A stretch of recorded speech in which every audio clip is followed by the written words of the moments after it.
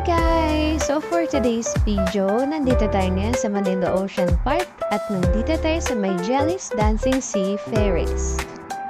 As you can see, nandito na kami sa pinakakanyang entrance. And then ayan, naka-line up kami para doon sa pagpasok.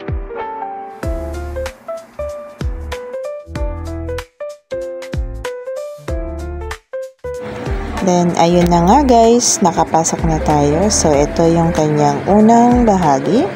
So, merong malawak na aquarium. And then, makikita nyo yung mga maliliit na jellyfish. Ayan. So, isi-zoom in natin para makita nyo yung mga jellyfish na maliliit. So, very madilim talaga dito sa loob niya guys. Kasi, meron siyang parang background na lights para makita yung mga effect ng jellyfish. So, parang feeling mo lang nasa loob ka lang ng dagat, 'di ba?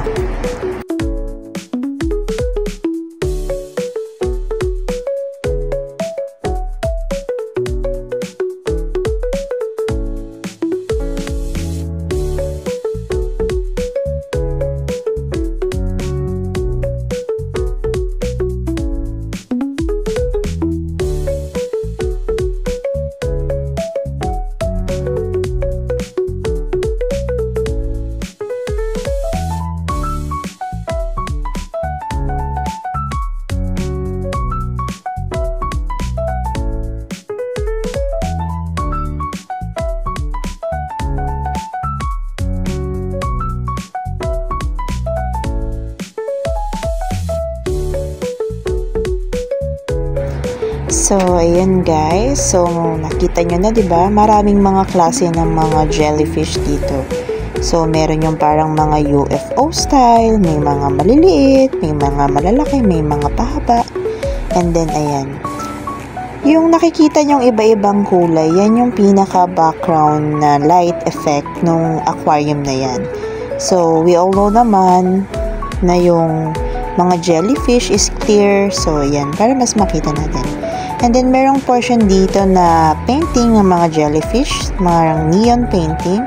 So, ayan, ang ganda niyan guys. So, parang makikita mo, parang totoo talaga siya. Sininagan siya ng ilaw ng para makita yung neon niya. And then, meron din sila ditong portion ng mga tower aquarium. So, iba-iba yung mga klase ng jellyfish dyan. So, makikita nyo. Merong mga parang flower, merong parang UFO style. And then, pwede mo siyang mas makita ng malapitan kasi nga, medyo mas clear yung ilaw dito, medyo malakas yung kanyang ilaw. So, ayan. Ayan, nakita na ni Zoe. Tinuturo niya. So, nai-elib kasi siya dyan kasi sobrang ganda. Ayan, ayan yung kanyang zoom in.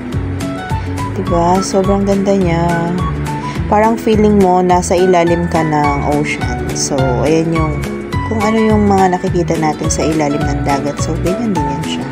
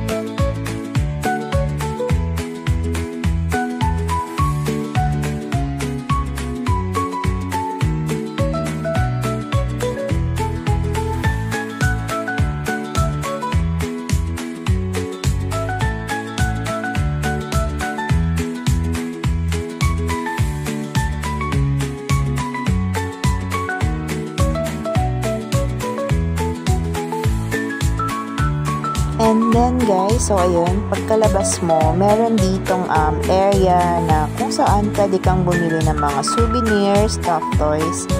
Iba-ibang mga klase yan. Merong mga penguin, jellyfish, and then mga sea lion, at kung ano-ano pa. yung mga mostly nakikita natin sa dagat. So, ayan.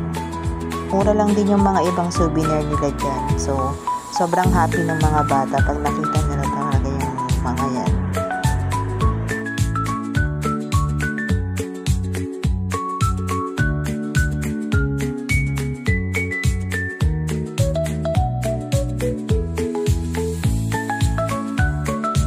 And that's it. Thank you for watching.